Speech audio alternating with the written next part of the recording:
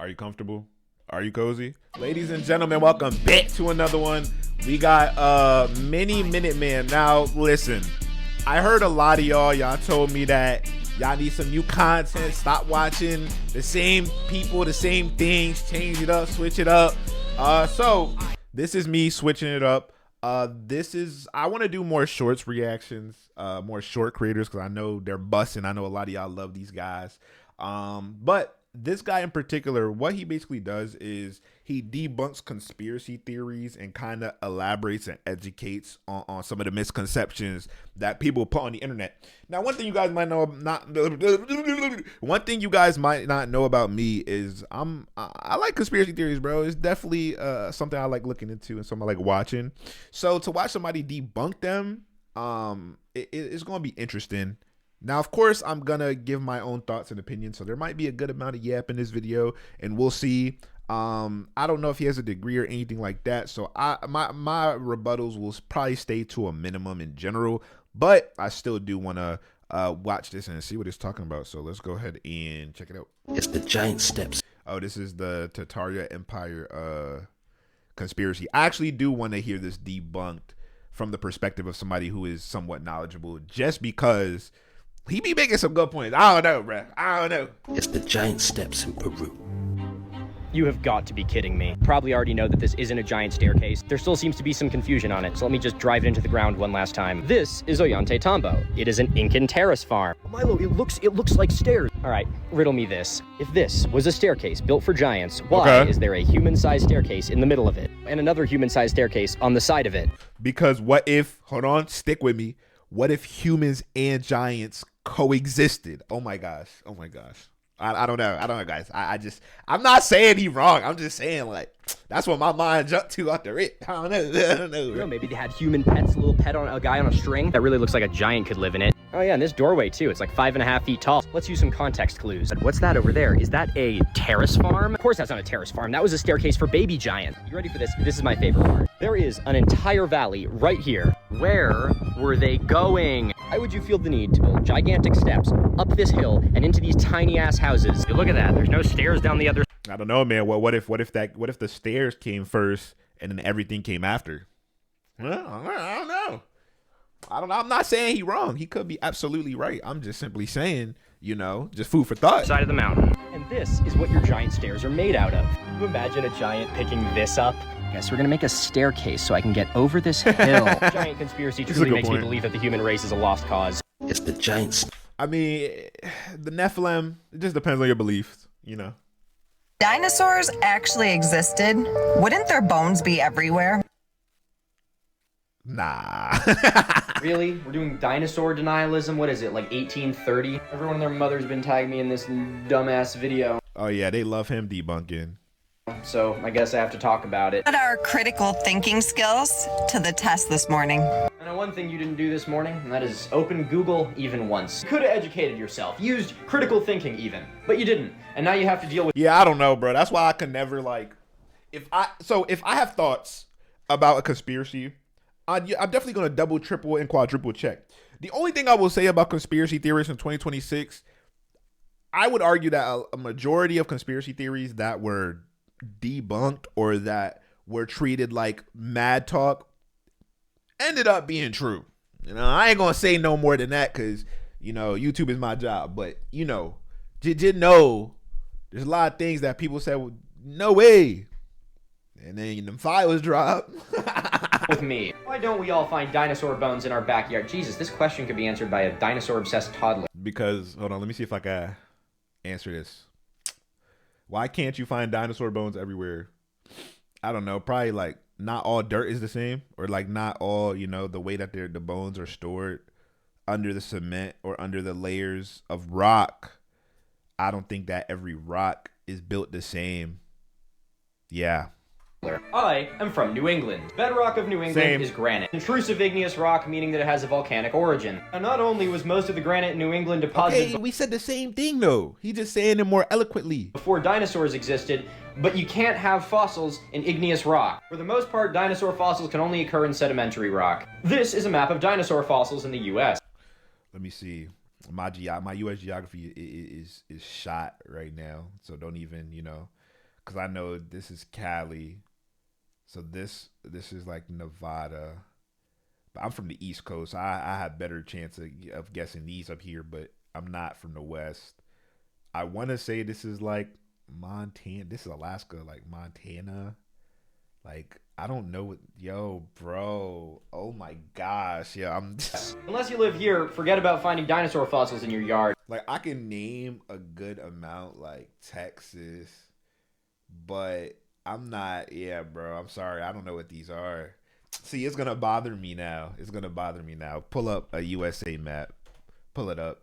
Pull it up. It got to be pulled up. Bro, why are you doing the most? Open the image. Okay. Okay. Hold on. See, this just tripped me up because one of my family members lives in Colorado, and every time you be talking about Colorado, like Denver, I thought Denver was like Arkansas. I thought these two were flipped. I'm gonna be real. That's why I don't be opening my mouth, because I know I'm not all the way confident. I knew this was Oklahoma. New Mexico obviously borders. And in Arizona, I said Arizona. I said, yo, I'm tweaking. Nevada, Arizona. Yeah, this all makes sense to me. Oregon, Washington, Minnesota, North, South Dakota. I'll be honest, I didn't know that North Dakota bordered Canada. Montana bigger than I thought. Yo, we getting geography lessons in today on the channel, bruh. We need to do more educational stuff. I love learning. And even if you did, you'd have to dig pretty deep to do it. 60 seconds is up, but I've only covered one of your points. I'm not done with you yet. Dinosaurs actually existed. Oh, wait, dang, bro. He doesn't do it in order. I don't have the next video. Hopefully we spin back on it. So a lot of people are trying to tell me that the pyramids weren't built under the sand and that that's a crazy idea. People are calling you crazy for thinking the Great Pyramid was built underneath 450 feet of sand? Yeah, I agree with you, actually. That's not crazy. That's batshit fucking insane is what that is. So why did they only put gold at the top of the pyramid? There is not a single person who knows what the capstone of the Great Pyramid was, or even if there was one. Who knows, maybe it was gold. And if it was, then maybe they clad the whole pyramid in it and it was all stolen. Considering you don't cite how you know what was on top of the Great Pyramid, I'm gonna assume you just pulled it directly out of your ass. Because the gold tip was the only thing showing above the sand. Yeah, bro. A lot of if somebody is talking about something and they're not citing sources or at least giving us an idea of where they got their information from or how they learned it, because obviously you have people who be like, I got it from within, like, and that's cool. But, you know, for certain things, you know, when we're not talking about spiritual and we're talking about literally physical things, I'm gonna need a little bit more than just, you know, what you meditated on. Have you ever touched sand? Your parents ever bring you to a beach as a kid? You know, you dig in the sand, you try and dig a tunnel, and it immediately collapses in on itself? Why would you ever build something 400 feet tall with a 750-foot wide base underneath sand? Could you guys precision quarry 6.5 million tons of stone for me to just bury in the desert? Are you literally out of your fucking mind? So a lot of they was gonna do whatever he said back then, or else he was gonna send him to the chopping block. Pyramids were built with sound. I ain't gonna lie, yeah, that's like some UFO Anunnaki technology right there. If they did that for the whole pyramid, and why he do this? How you learn how to do this? He on his tippy toe. That's an ancient technique. The way he on his tippy toes. Look at the arch in his feet. I know you runner. Yo, he's you a know what? pawn. I'm totally with it. The pyramids were built with a didgeridoo. Firstly, this is really cool. This dude's moving a rock with sound. Looks like he's living his best life. The thing he's moving weighs like 4 ounces. They're trying to build this. These blocks can weigh up to 15 tons. That's a lot of fucking didgeridoos. I'm not saying it's impossible. Clearly, if you had something big enough, you could move one of these blocks with sound. And that's the problem, because you need something so goddamn big to make the sound to move these, that moving the thing that makes the sound would then become the problem. Isn't a fucking 2-pound didgeridoo to, you know, move a... For some reason, I keep reading didgeridoo as diarrhea. I don't know why. It keeps popping up, and I'm like, yo, does that say diarrhea? A 3-ounce rock is not a very good exchange rate when you're trying to move a 15-ton piece of limestone. You have to get them all precisely lined up like that. Can you didgeridoo that a little to the left? I don't know how people think things like this are somehow more plausible than, you know, them using ropes and sticks to do it. Because personally, I think it'd be a lot easier to do something like this than to make a 10-story didgeridoo. I was about to say, like, the pyramids took mad long to build, right? How long did it take the pyramids to be built? 20, 30 years? Yeah. Every day though? Like, what was the work period? Like, okay, how long did, what was it, slaves, right? Slaves work on the pyramid per day? It had to be like 20 hours if you're doing that in 20 years. They were shaping styles requiring tens of long hours to meet the 27-year construction timeline. Bro. Side of 10,000 men, 3-month shifts. But like, what was per day? Working 10 hours a day for 300 days a year. That's actually way better than I thought. I thought they had them working like 18 hours a day. You sleep, you eat, you build, and that's your existence. Pyramids were built with sound. It is impossible to build the pyramid. I got 3 things for you that are gonna blow your goddamn mind. There they are, all 3 of them. It does take balls to look at like the biggest pile of rocks on the planet and have your thought be, no. Even with the technology we have now, we would struggle to build them. With the technology we have now, we couldn't build a giant pile of rocks. So I'm gonna give you the benefit of the doubt that you're probably from a different planet. So I was about to say, bro, we have skyscrapers. let me bring you up to speed. We built this. It's like a building that's almost a kilometer tall. That's pretty cool, isn't it? Here's a dam that's so goddamn big that the lake it holds back has literally changed the rotation of planet Earth. I-95, the auto mile in Norwood. I mean, the things humanity is capable of when we put our minds together is truly astonishing. Were around before us were more advanced than we are today. The ancient Egyptians lived in a desert and they were able to do this with just a bunch of sticks, rocks, rope, and a whole ton of forced labor. You're telling me that you couldn't do the same thing when you have access to a tower crane, Caterpillar 797 mining truck, and a goddamn Bagger 288. You don't lack the technology. Bagger, I don't know what you that just have is. a skill issue. It is A Bagger 280, 290, 2. You haven't figured it out? It's an ice wall yet? Don't you take that patronizing tone with me, boy. You're wearing a hat that says Ice Wall. I wish I had the balls to walk around with a sign on my head that says I never learned how to read. When the Navy went to Antarctica and flying a helicopter and pan. I will say, like, because I don't know the true science. Everybody has their own thing. I'm pretty sure there is a point of the wall or over there in Antarctica where you can't go. Like, you're legally not allowed. And I'm not gonna sit here and research why, because I'm gonna be honest. I'm just talking. But I remember reading like these old Germany when I was studying history randomly, like World War II, and there were German scientists over there.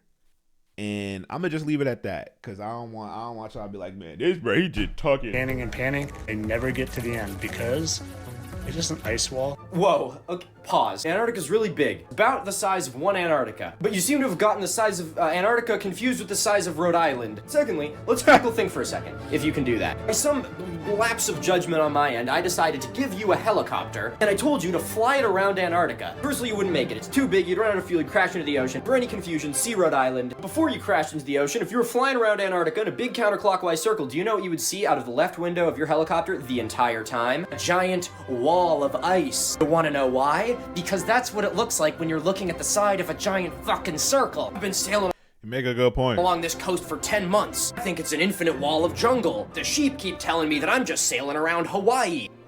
Nah, you do make a good point. Only thing I'll say though is, do we have that footage? Like, do we have the entire scope of that land mapped out? Like, obviously I seen the map, but I'm talking about in terms of like raw footage, you know, not just cartography. I'm talking about just somebody that's in there, like, really showing it. When I first saw this, I was like, there ain't I don't know. That's why I'm asking, by the way. This looked like Attack on Titan gang. no way that town is actually built inside a meteor crater. I mean, look at that. It's just too good to be true. Look at how circular that is. So I looked into it, and that's where I found that this town is absolutely built inside a meteor crater, and that this town is probably the least interesting thing about this meteor crater. This is the town of Nordlingen in Germany, and it's located inside the Nordlinger Rice impact crater. And you gotta be like, yeah, no shit, look at how circular that is. Of course it's an impact crater. Yeah, that's what I thought too. But here's an actual map of that impact crater. It's 15 miles in diameter. While technically that's true, it's a little misleading because it makes you think this is the crater. But the real crazy thing about this crater is it has a mineral found nowhere else in the world. It's called moldavite. It looks like this. What?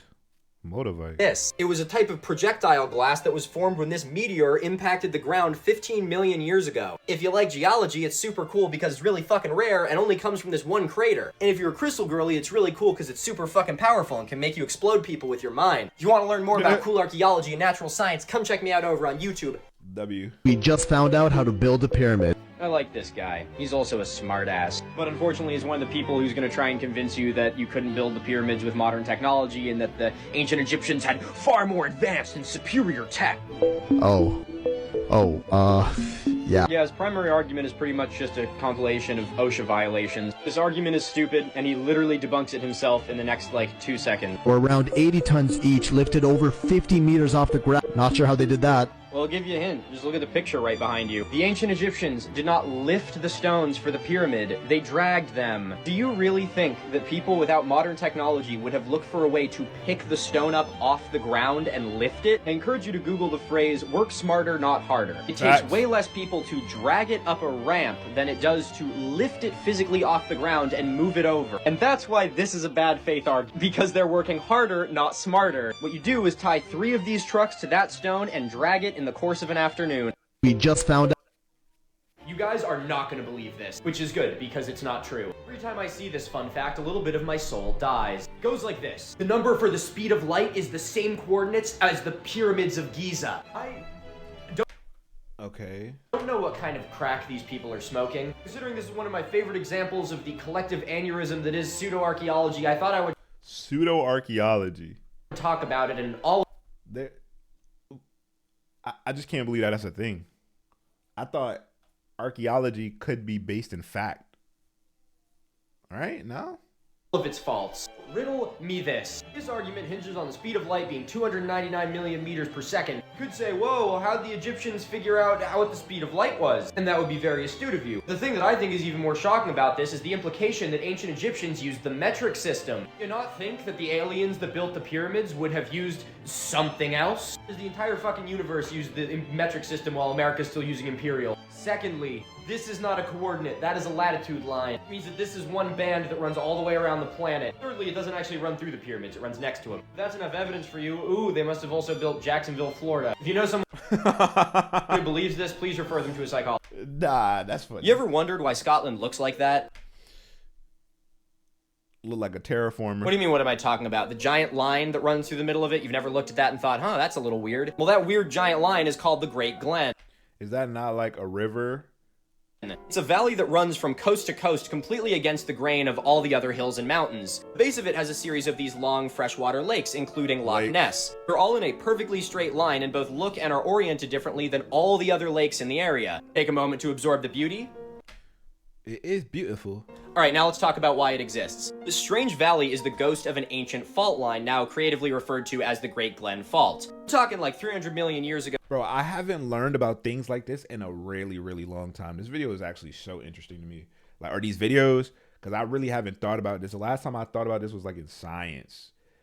And that's when we was learning about sedimentary rocks and the formations and eruptions and volcanoes, and I haven't thought about those kind of things in a long time. I'm gonna keep it a bug. When the collision of Pangea created the Appalachian Mountains. When all this ripped apart again, it caused some issues, including the Great Glen Fault, a strike-slip fault where both pieces of crust Yeah, you ever heard that conspiracy theory where people be like, yo, like certain mountains and everything look like dragons? are moving in opposite directions to each other. This fault is so old that there's actually pieces of it that exist in northern Canada as well. It has become inactive with the opening of the Atlantic Ocean. And during the last ice age, glaciers scoured this fractured rock, creating this strange valley. If you like weird things like this, sauce me a follow.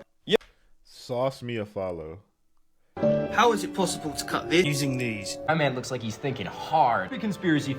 Well, wouldn't you cut it before it hardens, right? Like you wouldn't. Yeah. Treats these granite sarcophagi like they were created in one step. So they have to jump to conclusions like, oh, they needed a circular saw to do it, or it was done with lasers. Thinking this way, they overcomplicate it so much that the only seemingly possible explanation is something totally improbable. Are you ready to see how close he comes to figuring this one out? Copper is 3, granite is 6.5. Right here by quartz. This means that in order to cut granite, you would need something harder, such as quartz. Bro, you are one synapse connection away from figuring this one out. Only the Egyptians had large quantities of quartz. Copper didn't do the cutting. The quartz did. Very willfully misleading to be showing these tools. You wouldn't use tools like this to create something like this. Used copper saws. They would put sand into the crack, and the copper blade would work that aggregate and cut through the block of granite. It's been tested and proven time and time again. I don't care if you have a hard time believing it. Yes, it would have been incredibly time consuming. Yes, the people that worked on it were highly skilled I was about to say, yeah, that seems like that type of job seems like it's gonna take forever. Craftsman. Let's not go crying alien tech just because you have a hard time understanding it.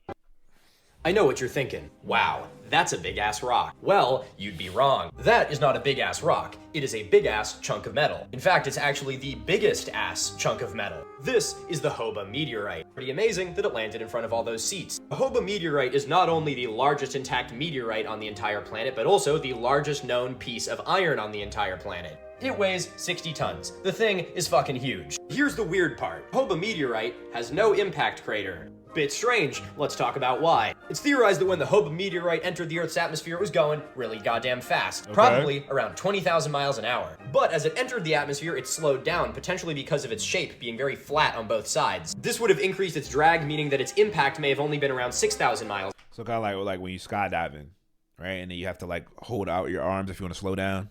An hour. This would have both reduced the size of the impact crater and also preserved the projectile. Hoba was actually a tiny meteorite, which is actually why it's the largest intact specimen that we have. Because when something like this enters the atmosphere at 20,000 miles an hour, it does this. I know what you're thinking. Wow, that's a big-ass rock. Sheesh. These guys really know their stuff. Sometimes human stuff, but sometimes we're really cute, like making a big circle to sit around a space rock. Yeah. Earlier this week, Polish archaeologists announced that they had discovered a vampire burial. Now, I know what you're thinking. Is it a vampire? No. Is it a burial? Absolutely. This unfortunate young woman likely lived around the 17th century and was buried with full accordance to vampire superstition. As you can tell, like a witch hunt, by the agricultural scythe across her neck, with the presumed intention being that if the deceased were to rise again to suck the blood of the living, she would be immediately decapitated. It's just like the old saying goes, why kill when you can overkill? Beyond this, the young woman was also found with a padlock around her toe. This was likely more of a symbolic feature signifying the permanence of death and the banishment from the world of the living. So what is the story here? While archaeologists have found no immediate evidence of foul play, and she also doesn't even have real fangs for real, like what? The presence of this one naturally protruding tooth has shed some light on the topic. And as heartbreaking as it is, we could be looking at a tale as old as time. One where the violence and hate from the fearful and superstitious is so often channeled towards those who are different. Earlier this... So she got... Wait, they cooked her because she had a big tooth? An advanced civilization once ruled the Antarctic? Why are we saying that? And why is he sipping what? You know, you're actually right. No mountain does have four sides with equal angles, including fucking this one. Look at it. I've been tagged in so many conspiracy videos talking about this pyramid in Antarctica. So I'm gonna use this highly simple meme with the Sigma male stock footage behind it to break down why this conspiracy is fucking stupid. Firstly, it's worth noting that this peak doesn't even have a name, but it is part of the Ellsworth Mountains in Antarctica. Now, as far as mountains, it's fairly small, standing at about 4,000 feet, which, you know, is almost 3,500 feet Eiffel Tower, Leaning Tower of Pisa, Big Ben, Statue of Liberty, Khufu. Taller than the Pyramid of Khufu, which you know is a little bit big for a pyramid. But Milo, if it's not a pyramid, then why does it look like a pyramid? Occam's razor, baby, the simplest answer is often the most likely. This shape is actually fairly common for geologic... Wait, what's that ideal? Simplest answer is often the most likely. Look like a pyramid. Occam's razor, baby, the simplest answer is often the most likely. This shape is actually fairly common for geologic structures which were subjected to cold weather erosion. Here's a picture of the Alps where you can see a suspiciously straight ridgeline. This shape is caused by repeated yearly freeze and thaw action. Yeah, I thought we all learned that though. And not by aliens. I mean, hey, who knows? Is proof that giants are real? Was that Yo, that is a big knife. That's supposed to be a rhetorical question, because I mean, obviously the answer is no, but I am curious to see how you back this up. Everything used to be a lot bigger due to oxygen levels, and we just need an example of a mammal that got bigger because there was too much oxygen. Take a look at this prehistoric centipede.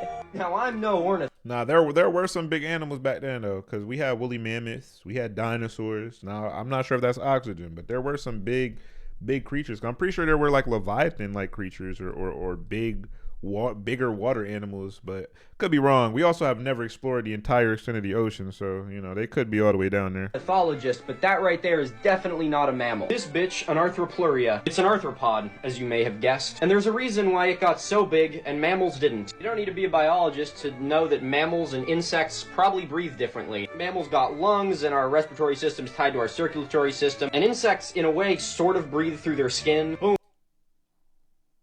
Well, I feel like I didn't know that. But I also didn't think insects had lungs. I guess I just never thought about how insects breathe. I don't care. I don't think I cared enough at any point in my life to think about how insects breathe, bro. I'm not even gonna hold you. Maybe I probably learned it in biology, but Carboniferous period now. Happy New Year. Trees fucking everywhere. It's hot, it's humid. Oxygen levels are 30% higher than they are today. And so insects go, damn, if only I had more surface area, I could be sucking in some more oxygen. Because I don't have lungs like a total loser. And so insects pop the fuck off. Oh my god, it took me 60 seconds to debunk one bullshit point. I guess I'm gonna have to make another video. why does he do that? I wish he made longer videos, because then we miss out on the part 2s. It's kind of getting annoying. I think I might gotta do this in order if I watch them again. Bone? Because I usually we spun back. Because I just go like most popular to scroll down. Can completely decay within 20 years. Yo, I love this one. This argument goes like this. Dinosaurs can't exist because I didn't do my research.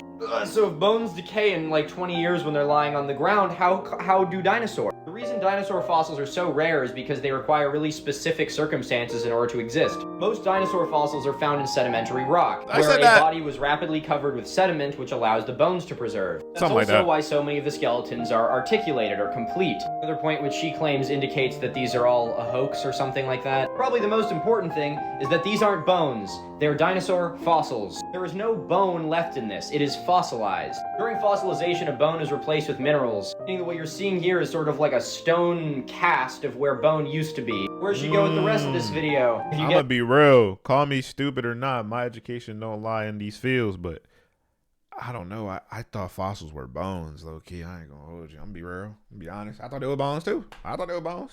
Hey, you learn. You live, you learn. She starts talking about giants and Nephilim, you'd be absolutely right. Hilarious considering she opened this video talking about critical thinking. Alright, I have enough nerve damage from this one. No, he only did 2 parts for that. Who's got 2 thumbs and made the woolly mammoths go extinct? These guys. About 10,000 I was about to say, didn't we hunt them? years ago, somebody's ancestor killed the last mammoth. Real dick move. But did you know that in a far-off corner of the world, a small population survived? This is Wrangel Island. Today, it's part of Russia. It was the home of the... Bro, I've never heard of this piece of land. You said Wrangel Island?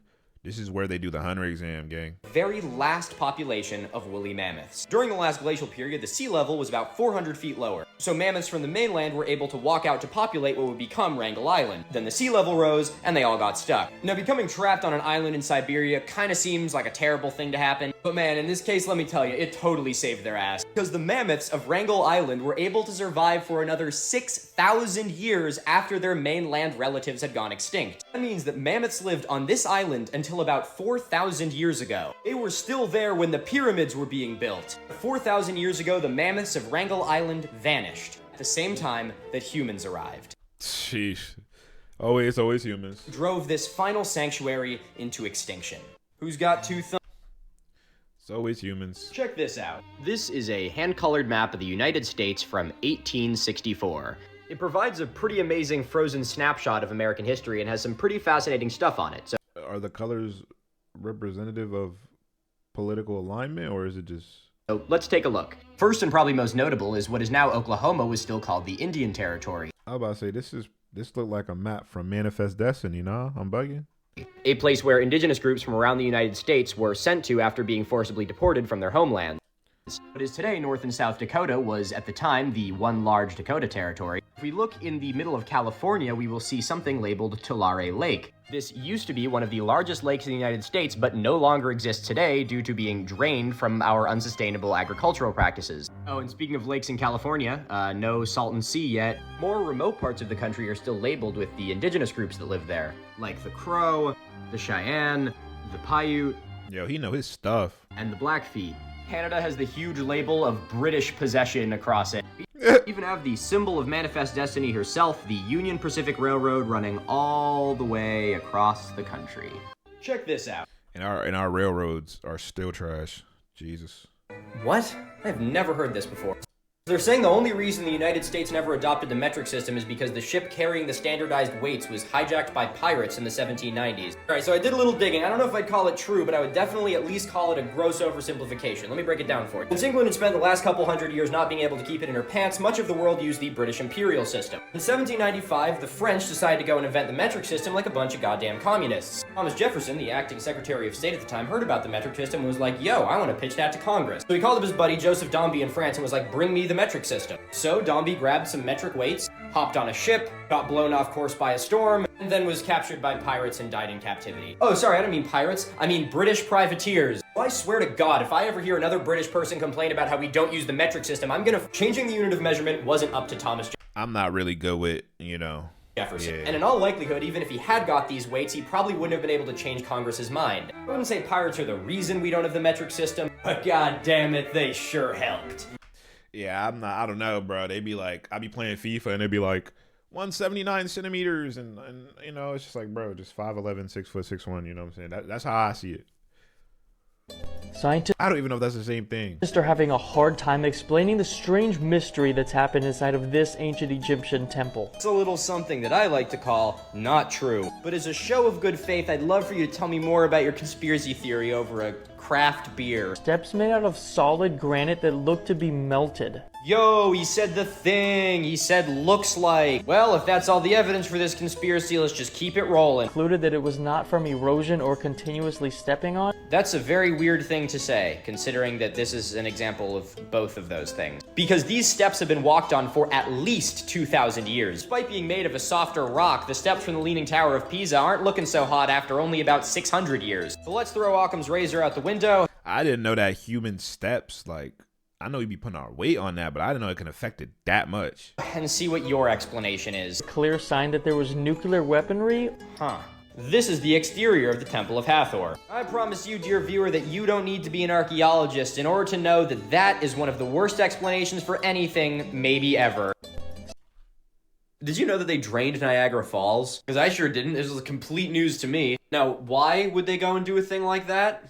Awesome question. Niagara Falls is the middle point of the Niagara River that runs between Lake Erie and Lake Ontario. Since it's a waterfall, it's constantly eroding backwards upstream. This backwards erosion is the natural progression of this waterfall that's been going on for like 15,000 years. You know who really doesn't like the way that nature works?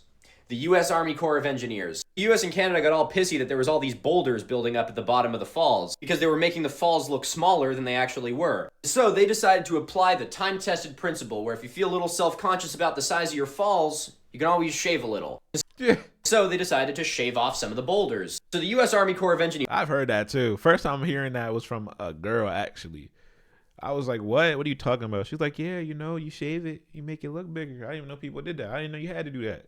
Builds this dam and cuts off the flow to the falls. And they drive... No, you shave for hygiene. I didn't know you shave for looks. Trucks and cranes and all this stuff out there to start doing surveying. Then some genius made the discovery that if they remove all these rocks, it'll actually make erosion worse. So they did some reinforcing with concrete and called it a day. And that is why they drained Niagara Falls. Sheesh. Okay. Well, I think we're going to end it right here. 33 minutes. My brain hurts. I feel like there's so much information that I learned. I thought we was going to mostly talk about conspiracy theories, but we were talking about, geography, archaeology, fun facts. It's just a lot. But I enjoyed it. If you guys enjoyed this too, make sure you like the video. Let me know that y'all want more. I definitely want to do more different kinds of reactions now that we're uploading consistently again.